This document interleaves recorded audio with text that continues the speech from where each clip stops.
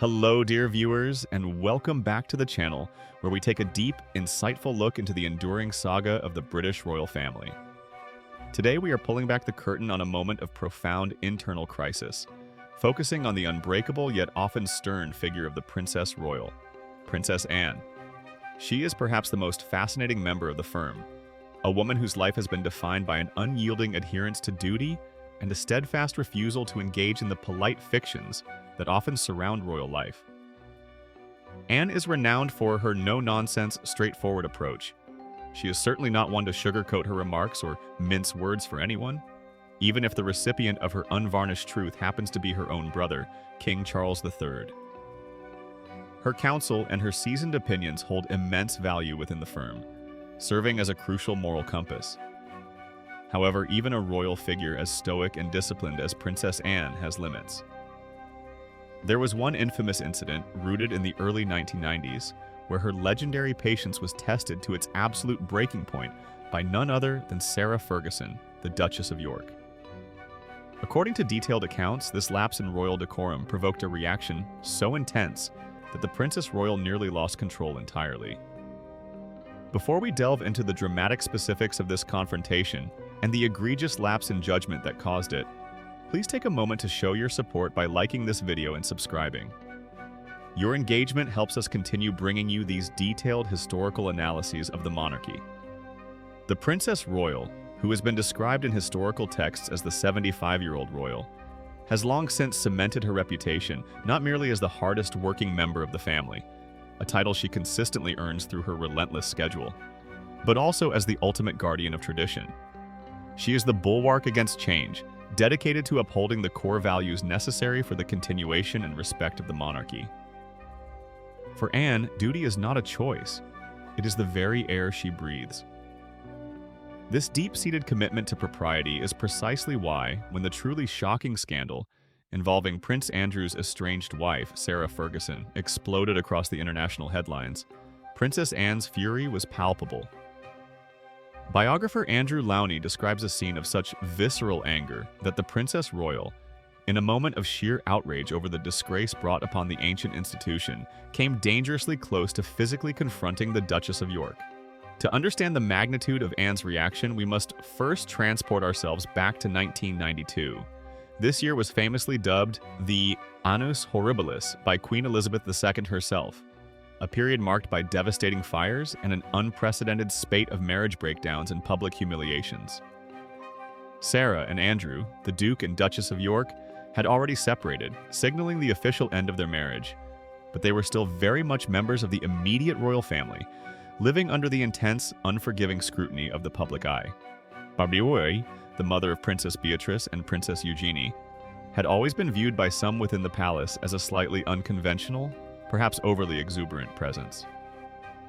But in August 1992, she faced a scandal that went far beyond mere unconventionality. While vacationing in the south of France, she was photographed in a series of highly compromising positions with an American individual identified as John Bryan, described in reports as her financial advisor. These indecent images were splashed across newspapers globally, creating an immediate and catastrophic media storm. The photos, taken while Sarah was still officially married and very much a senior royal figure, showed Bryan kissing and sucking her toes while she lay sunbathing. The vulgarity, the intimacy, and the sheer public nature of the betrayal were instantly devastating to the image of the royal family, which was already staggering under the weight of multiple crises. The reaction behind the closed doors of the palace was nothing short of absolute fury, a deep sense of shame and betrayal that permeated the entire household. The family, which prides itself on discretion and dignity, was suddenly confronted with front-page images of a bizarre and intimate act viewed by millions. The humiliation was total. Royal biographer Andrew Lowney revealed the astonishing intensity of the internal reaction, particularly that of Princess Anne. Lowney recounts the moment the Duchess of York encountered the full, searing extent of the family's anger.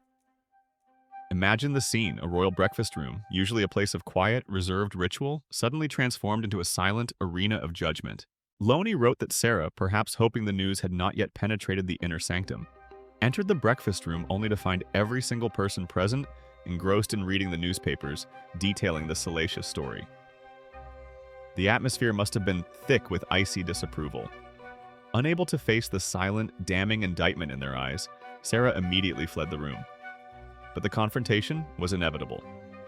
Lowney further shared an account from a source present at the time, who spoke to the Duchess's biographer, Chris Hutchins. This source detailed the explosive moment when Princess Anne finally confronted Sarah. The Princess Royal, known for her formidable temper when matters of duty are involved, came close to throttling Sarah, according to the eyewitness account. This was not a polite disagreement.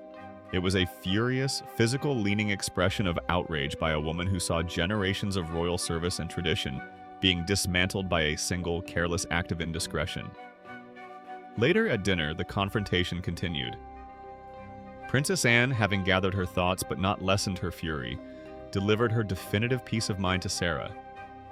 We can only imagine the cutting precision and brutal honesty of Anne's words.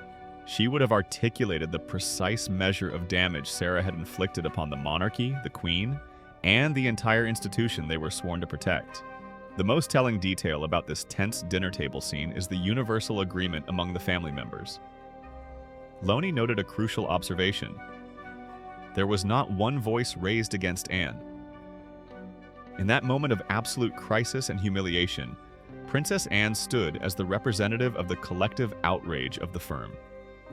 Her anger was justified, and no one dared to defend the Duchess of York's actions. Sarah was left isolated, facing the full, terrifying weight of royal disapproval. The impact on Prince Andrew, who was Sarah's separated husband but still deeply concerned for the welfare of his family, was different yet equally profound. While Anne's reaction was white-hot fury, Andrew's was described as melting into profound sadness. He retreated into his responsibilities, attempting to deal with the crisis by burying himself in the official duties that still remained.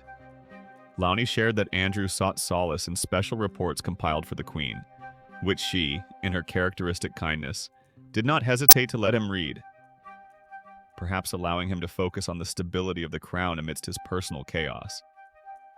The 1992 Toegate scandal was not merely a fleeting moment of embarrassment, it was a foundational rupture. It marked the definitive moment when Sarah Ferguson began her slow, painful expulsion from the inner circle of royal life. For Princess Anne, it confirmed her suspicions about the Duchess's lack of suitability for life within the rigid confines of the firm. It was a failure of character in Anne's eyes, and such failures are rarely forgiven. This incident, however, was tragically not the end of the controversies for either Sarah or Prince Andrew. The pattern of poor judgment, financial entanglements, and public relations disasters continued to haunt them for decades.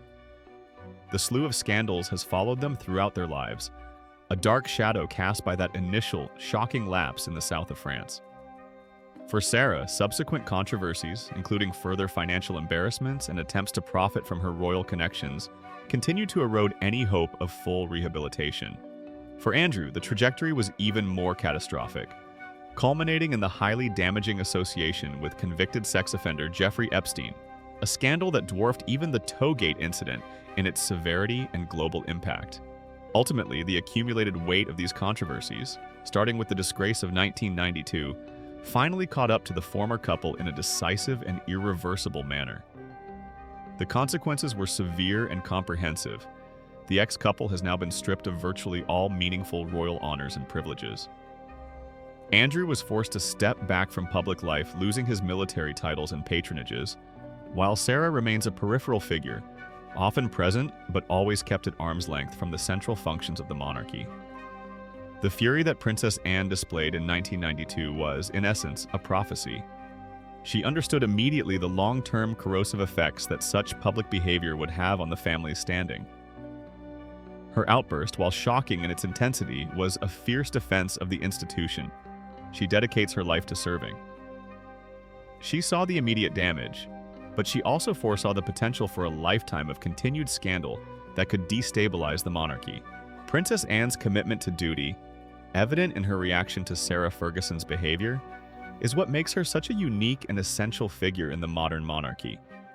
She embodies the stoicism and moral rigidity that her mother, Queen Elizabeth II, perfected. She understands that the continuation of the monarchy rests not on popularity or celebrity, but on the unwavering performance of duty, even when that duty demands difficult, emotionally charged confrontations with family members.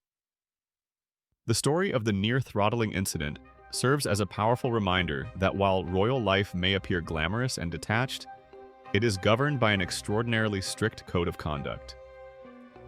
To break that code, particularly in such a public and humiliating manner, incurs a wrath that few outside the palace walls can truly comprehend. Princess Anne, the unflinching royal, delivered that wrath with full force, setting a boundary that remains in place to this day. This dramatic episode from 1992 highlights the incredible pressure cooker environment of the royal family and the role that Princess Anne plays as the family's chief enforcer of standards. She remains the voice of tradition, providing the necessary contrast to the increasingly celebrity-driven world surrounding the younger royals. Her advice to King Charles, rooted in decades of experience and uncompromising commitment, continues to shape the decisions of the new reign. The confrontation between Anne and Sarah Ferguson was more than just a family argument. It was a clash between two fundamentally opposing views of royal life: the dedication to duty versus the pursuit of personal freedom, regardless of the institutional cost. Anne won that battle decisively, and the consequences for the Duchess of York have been permanent. We are left to reflect on the immense personal toll that such high-stakes drama takes on those involved. Andrew's sadness, Sarah's isolation, and Anne's explosive fury, all reactions to a crisis that threatened the very foundations of their public lives. What are your thoughts on Princess Anne's reaction? Do you believe her fury was justified given the context of the annus horribilis and the damage inflicted upon the crown? Let us know your opinions in the comment section below.